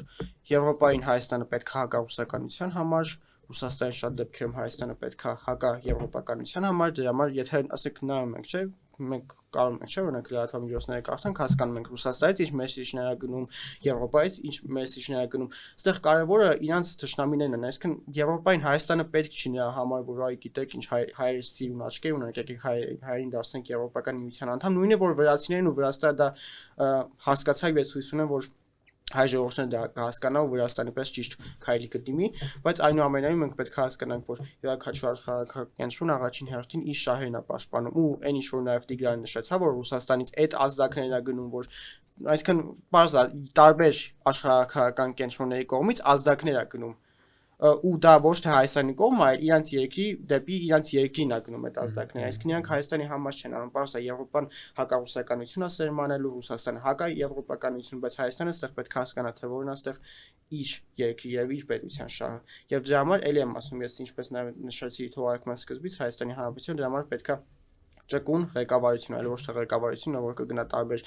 կենտրոններից ինչ որ գումարներ կվերցնի ու դա իր անձնական շահերի համար կօգտագործի Եվրոպական միությունը բարձր այդ գումարները տվել է հակառուսականության համար ինչը որ իր տեսանկյունից եթե ստրատեգիական տեսանկյունից ենք նայում նորմալ է էլի Բայց Տիգրանը կասեր այ ինչի է եթե Ռուսաստանը այդքան մեր բարեկամն է պետք է դրա համար կներեք էլի ես ուղղակի միտքը ավարտեմ տեսնում եք որտեղ խնդիրը ապակայունացնելու պետությունը ներսից այո նայեք դա ախր դուք ստեղ ուղղակի շատ սուբյեկտիվ եք խոսում ես օբյեկտիվ եմ փորձում վերցնել ձեր ես կարող եմ բալանսավորված խոսել բայց իրականությունը ամենևին բալանսավորման մասին իրականությունը հենց բալանսավորման մեջ է նայեք ձեր խնդիրը այն է որ դուք քանի որ շատ սուբյեկտիվ եք դուք աշխարհը տեսնում եք որ չարի ու բարու միջև որ այս աշխարհական կետը որովհետև մի կենտրոնի հիմքում Համլետ ջան ընկած են արժեքները ընկած են մարդու իրավունքները ընկած են ուրեմն բացարձակապես ժողովրդավարությունը պետական ինստիտուտների ինստիտուցիաների իսկ մյուս դեպքում հիմքում ընկած է պետության հորդան այն հորդան որի մասին խոսում էր Պուտինը եւ ասում էր որ սա մեր պետության հիմքում է թաթար մոնղոլական հորդան այս է տարբերությունը այդ արժեքներով լի եվրոպական միությունը ինչի է ընթացքում Հայաստանում քաղաքական բանտարկյալների մասին մի անգամ չխոսած այդքան որ արժեքներին իա տերը հա իսկ օրինակ որ Լիգա արտարցակվեցում շնորհիվ հենց եվրոպական միության չէ բան ինչ է դատավորը անաչառ էր ուղակի տենց ազատ արտացակեց Լիգա չէ ուղակի հասկացա որ հնարավոր չի ուղակի այդ ամեն ինչ անել այսինքն հասկանում եք որ ճնշումների հասնա ուղակի Եվրոպական միությունը նաև արևմտյան երկրներ է, բայց այդ ճնշումները եղան այն դեպքում, երբ որ հասկացան, որ ժողովուրդը ուղղակի չի կարող էլի այս ամեն ինչը դիմակայել, որովհետև աբսուրդ է։ Չէ, գիտեք ինչ, մարդուն փակելու համար է պետք, չէ,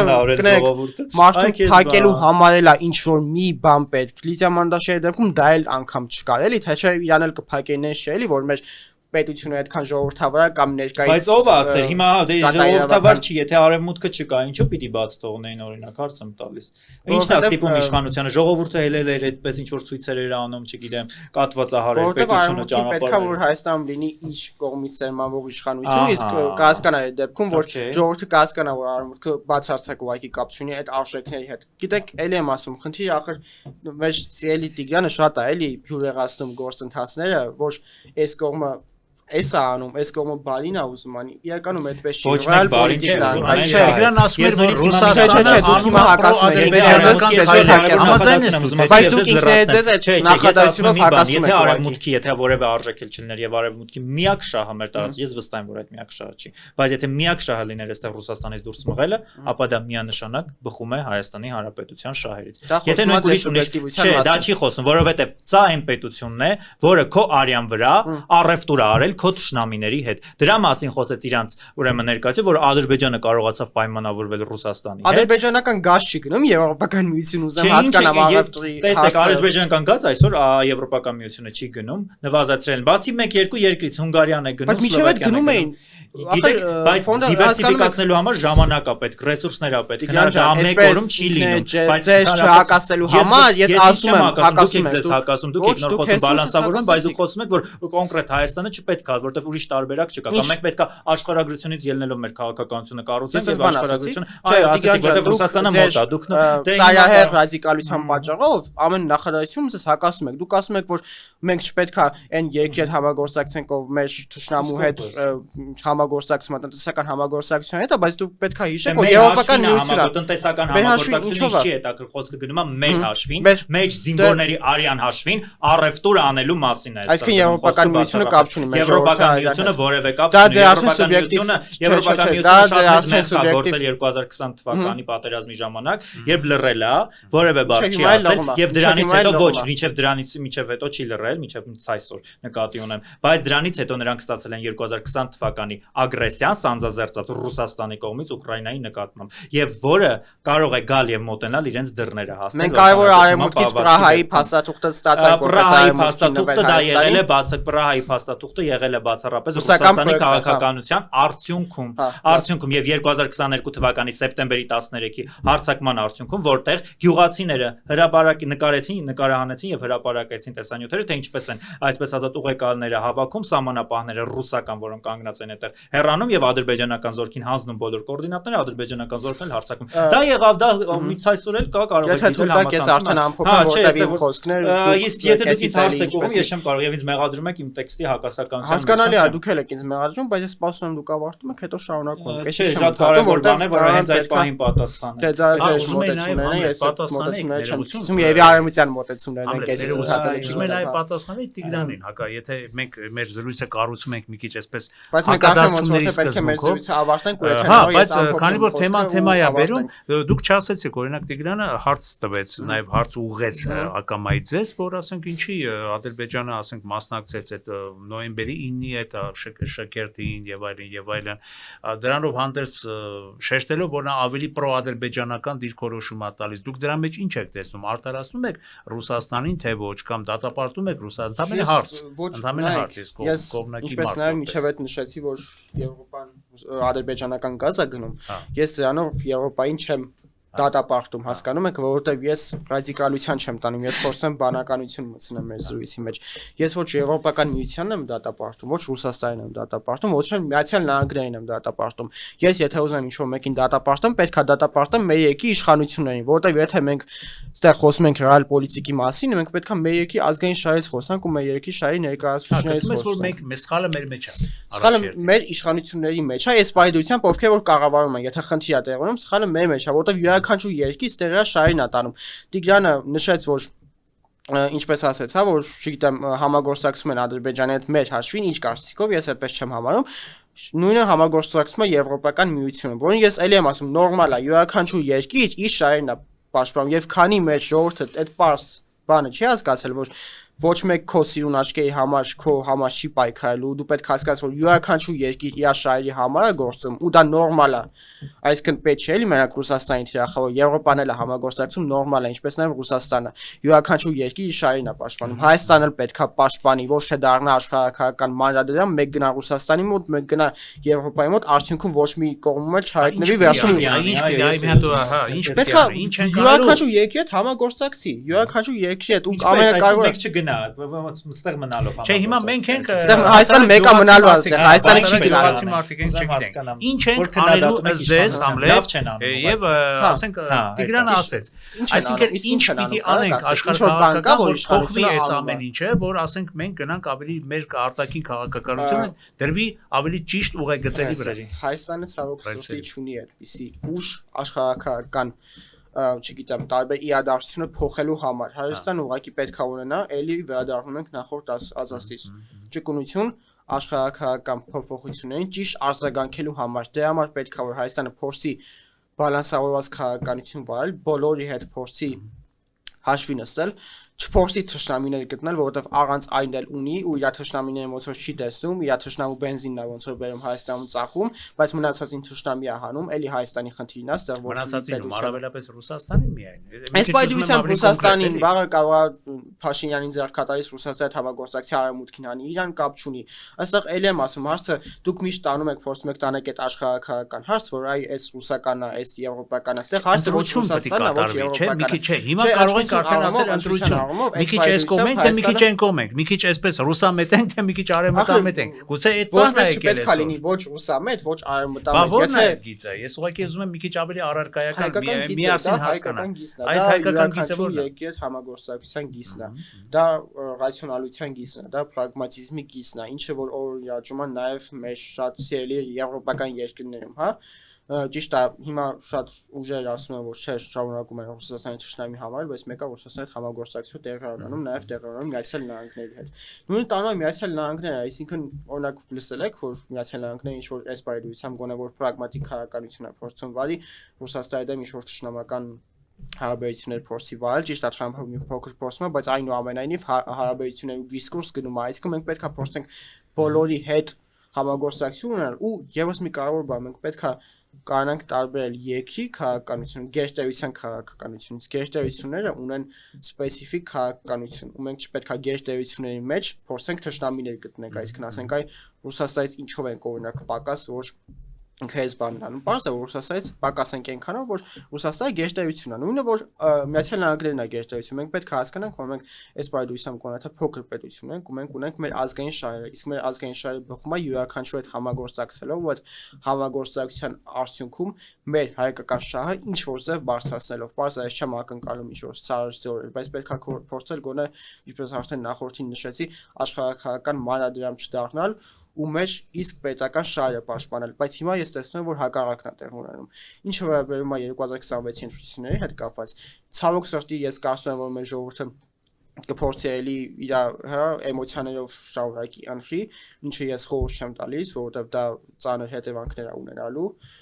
բայց այնուամենայնիվ մեր ժողովրդին խորհուրդ եմ տալի, փորձենք մի քիչ այսպես դրական, գոնե ամփոփենք մեր եթերը, խորհուրդ եմ տալիս պրագմատիկ ընտրություն կատարել եւ հասկանալ, որ այստեղ խոսքը ինչքան էլ փորձում են ասել Ռուսաստանի ու Արևմուտքի միջև չի, որովհետեւ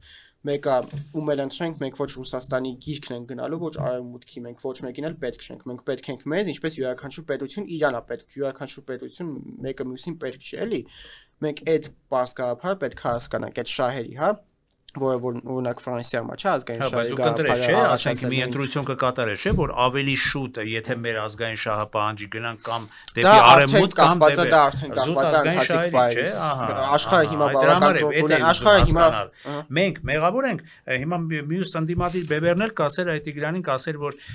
եթե գնացել են Ադրբեջանի այդ պարադին մասնակցելու նոյեմբերին այդ չարաբաստիկ օրվա մեզ համար, մեր ազգի համար, ուրեմն նշանակում է մենք երևի թե մեր տնային աշխատանքը, մեր արտաքին դիվանագիտությունը այնքան վատ են կառուցել, չէ՞, ես քո տեղը դա կասեի Տիգրանին, որ այդ ամեն ինչը տեղի է ունեցել եւ այդ ամեն ինչը տեղի է ունեցել։ Չէ, այստեղ հարցը կնենք դուրս ենք եկել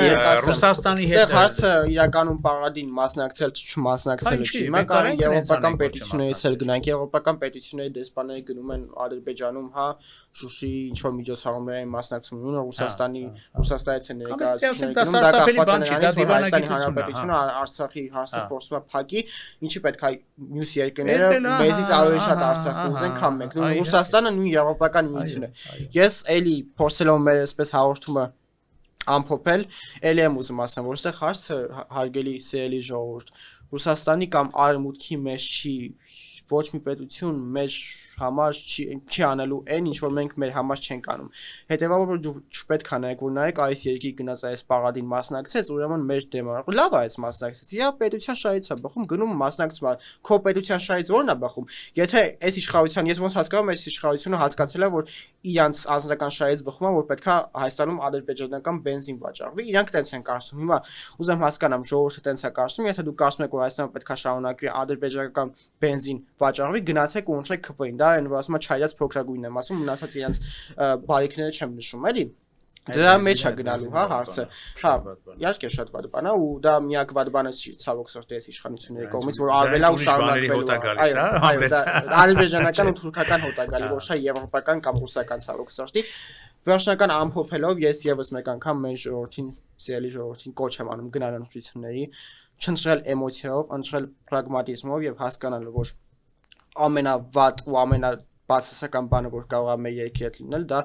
աշխարհակահաղական մանրադրամ դառնալն է, որը որ այս իշխանությունները տանում են իրենց անձնական շահից բխելով եւ հայտնվելու են նաեւ իշխանության կցորդ ուժեր, որոնք շարունակելու են նույն թեզը տանել աշխարհակահաղական մանրադրամի, ես դրան դեմ եմ ու յուրաքանչյուր ռացիոնալ հայաստանյան քաղաքացի դեմ է, կոչ եմ անում մասնակցել ընտրությունների եւ խղճով սրտով ընտրել եւ ամենակարևորը փորձել հիշողությունը սրել եւ հասկանալ թե այս իշխանությունը նախորդ տարիներում ինչ արել, եթե դուք օքեյ եք ու կարծում եք որ լավ է անում ինչ անում է իշխանությունը, գնացեք անշեք, այսպես ասած, ձեր խիղճը ձեր հետ թողումն է։ Ես ընդհանրապես մի նախադասություն եմ ուզում ասեմ կամ ձեզ փակել։ Այնուամենայնիվ Ադրբեջանից գազ գնելը դա էկվիվալենտ չէ, դա համարժեք չէ, Եվրոպայի կողմից նկատի ունեմ, համարժեք չէ։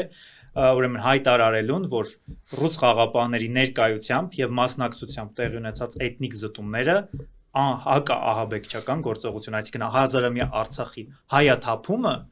եւ էթնիկ զտումները անվանել հակահաբեկչական գործողություն, այն էլ դաշնակից, դարավոր բարեկամ այս պետության կողմից, դրանք չեն կարող համադրել լինել եւ դնել այսպես նույն ափսեի մեջ եւ անցկացնել նույն սոուսի տակ։ Շնորհակալ։ Ես էլ եթե հնարավոր վերջին մեկ նախադասություն, բայց եկեք նաեւ դրա մասին խոսենք, երևի թե մի առանձին ոդքասթի ընթացքում, որովհետեւ թեման, ես էլ մեկ նախադասություն բացել եվրոպական գործընկերներին կոչ անեմ, որ մենք մեկ ուշադրություն դարձրել է Հայաստանի Հանրապետությունում գտնվող քաղաքական բանտարկյալներին, ինչպես նաև սրբազաններին, որ հիմա տեղի ունենում իշխանության կողմից այս քաղաքական հալածանքները ու փորձել մեկ-մեկ գոնե ձևական գոնե արձագանքել, որպեսզի շատ իրենց արժեքներին դեմ չլինի այն ամեն ինչ, որ տեղի ունենում Հայաստանի Հանրապետությունում։ Այնպիսի թեմա բացեցիր, որ բոլոր դեպքերում ես ցանկանում եմ, որ որևէ մեկ անազատության մեջ չլինի, երևի թե բոլորս կհամաձայնենք, չգիտեմ Տիգրանը ինչպես, ես ձեր կողմից խոսելու իրավունքը չունեմ, բայց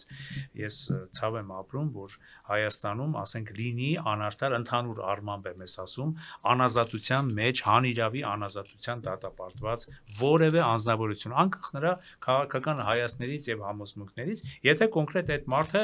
չի արել քրեորեն պատժելի, բացահայտ քրեորեն պատժելի արարք։ Դուք արդեն իմ ակնարկը հասկացաք, բայց ես իմ այսօրվա դիրքավորումը թույլ չի տալիս այս հարցի շուրջել, նաեւ քանի որ թեման էլ ավելի ծավալուն է, ինչ որ հանդես գալ, ինչ որ կոնկրետ կոչերով կամ կոնկրետ այսպես պնդումներով։ Դրա համար ձեր թույլտվությամբ կարծես թե զրույցը բանավեճը ստացվեց եւ անկախ բոլորիս քաղաքական հայացքներից թույլ տվեք շնորհավորել լավագույն մաղթանքներով ձեր բոլորի նոր տարին սրտանց ցանկանալ ձեզ ամենալավն ու բարին մեծագույն հաջողություններ, ստեղծագործական նվաճումներ, թռիչքներ անգամ եւ մեր ունկնդիրներին շնորհավորել, որովհետեւ սա բնականաբար 2025 թվականի մեր վերջին թողարկումն է եւ ցանկանանք, որ 2026-ից կլինեն նոր, հետաքրքիր եւ ավելի լավատեսական թողարկումներ, ավելի խորքային թողարկումներ, ավելի այսպես վերլուծական թողարկումներ եւ դրանք կօգնեն մեր ունկնդիրներին ավելի լավ հասկանալու իրականությունը։ Շնորհակալություն Համրետ, շնորհակալություն Տիգրան։ Սիրելի ունկնդիրներ, եթերում One Talk YouTube-յան ալիքի համազրույցներ, ես դիմում եմ մեր այն ունկնդիրներին, ովքեր դեռ չեն հասցրել բաժանորդագրվել մեր One Talk YouTube-յան ալիքին, բայց հետևում են, դիտում են մեր թողարկումները, խնդրելով նրանց այս նոր տարվա շեմին ընդամենը սեղմել, զանգակ, կոճակը, ինչպես ավանդակար բոլորս ենք ասում, եւ նաեւ ձեր օգնությամբ, չէ, ձեր հորդորով բաժանորդագրվել մեր ալիքին, որը մեզ կօգնի, որպեսզի մենք ձեզ համար աշխատենք ավելի հետաքրքիր եւ ավելի բովանդակալից։ Շնորհակալություն սիրելի ունկնդիրներ, շնորհավորում եմ լավագույն մաղթանքներով մեր ողջ անձնակազմով հանդերձ ձեր գալիք նոր տարին։ Շնորհակալություն, հաջողություն, լավ եղեք։